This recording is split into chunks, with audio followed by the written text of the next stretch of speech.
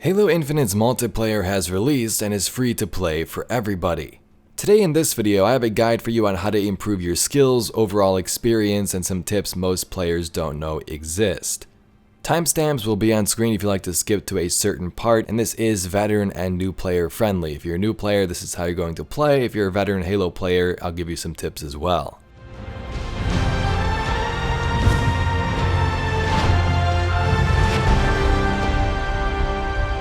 So let's first start with some basics. You'll want to start off by adjusting your settings in the menu, of course.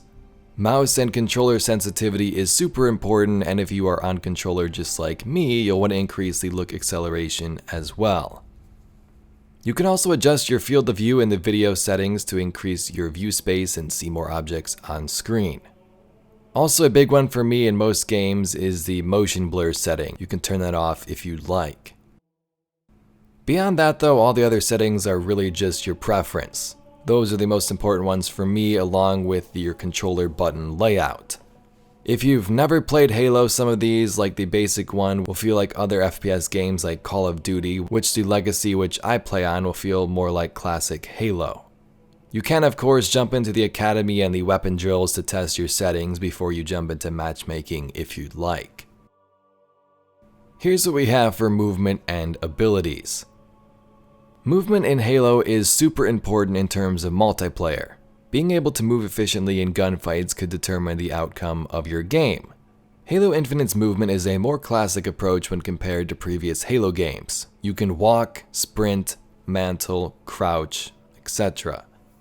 Previous Halo games in the basic movement set, you could run around, dash, do all these ground pounds and things like that, but this is definitely much more classic. Now, sprinting is a little bit faster, but you don't always need it. In fact, if you don't use it, you're actually at an advantage having that extra time to engage in a fight. You won't have to raise your weapon after that sprint animation, you're just there already ready to go. Now, if you do get in a fight, obviously don't just stand there. That's pretty basic tips. This game's time to kill is pretty high, and you have to take down the shields and then finish them off for good. So when you get into a fight, make sure you strafe around, crouch, and even jump to throw the enemy off.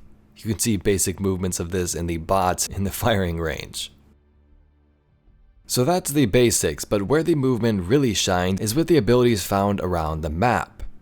Once you pick these up, you have to press a button to activate them. They don't activate right away, which is pretty nice and allows for some strategic plays. You don't have to use it right away. For example, thrusters can be used in fights to get the jump on the enemy. Same thing with grappling hook and also repulsors. You can use them wisely and efficiently. No touching, please. Mind the gap.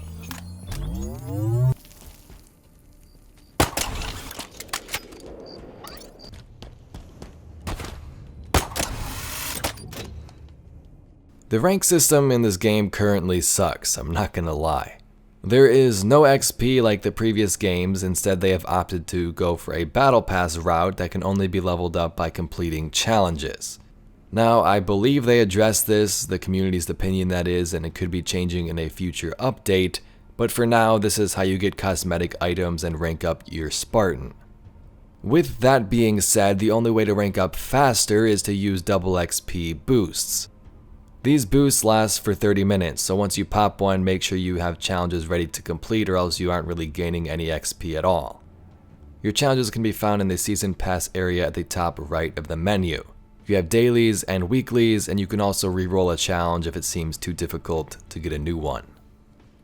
Let's next move on to some weapon tips. Now, most of the weapons are of the normal Halo style. You can see all of these in the training modes and tutorials, but here are the new weapons that we haven't seen before in previous playtests, along with some other tips sprinkled in. First up, the Commando. Now, I struggled with this weapon a ton at first. The thing has some wild recoil, and if you hold down the trigger, it's automatic. Now, what most people figured out is that if you single fire the Commando though, it feels much better in certain situations, especially at longer range.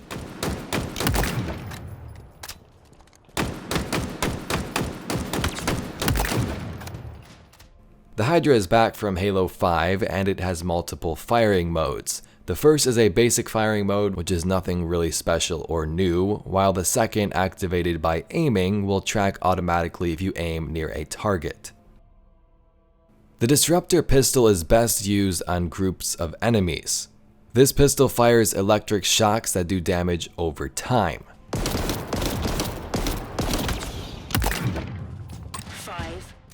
Now, if you've never used these weapons, I definitely recommend jumping into the firing range, as it'll give you some of these tips at the bottom right. I was using some of these in multiplayer and had no idea how some of them worked. The Sentinel beam is also back and is pretty wild. The beam itself can fire through multiple enemies and does some massive damage. The only downside is the recoil, so try to control that if you can.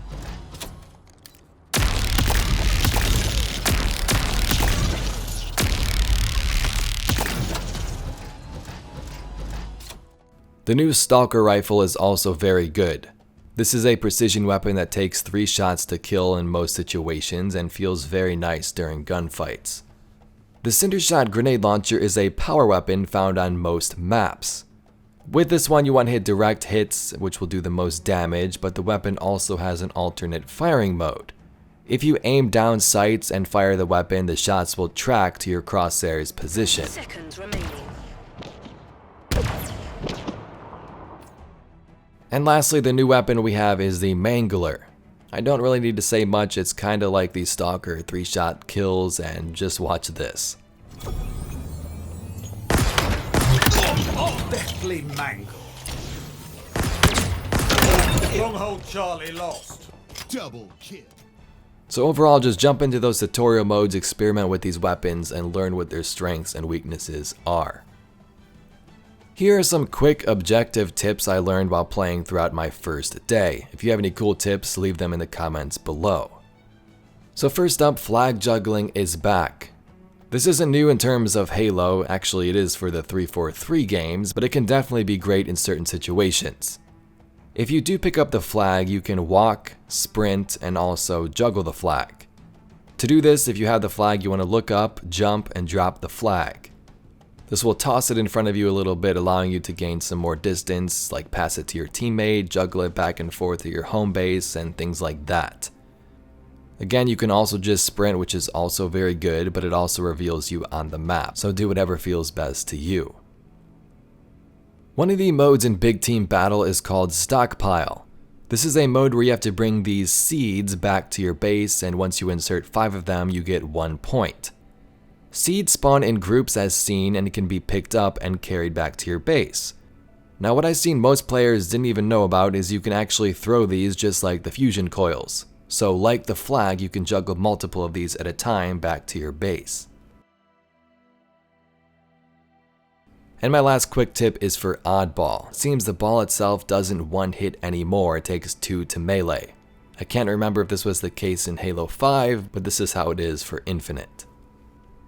And lastly, some tips for the overall sandbox. Multiplayer maps have many tricks and mechanics like fusion coils. Like the seeds we just discussed, you can throw these at enemies and get a one-hit kill, and also toss them at vehicles if you're in a sticky situation. Just be aware that enemies can shoot these and blow them up. In Big Team Battle maps, there are vaults around the map that can be accessed by your AI and give you higher tier loot like power weapons. Next up, your ability timing. If you get an ability like the Overshield, you don't have to use it right away. This one seems pretty simple, but save it for certain moments. Like if you're trapped in a room and 3 enemies are closing in, you might be able to take them all out with that Overshield.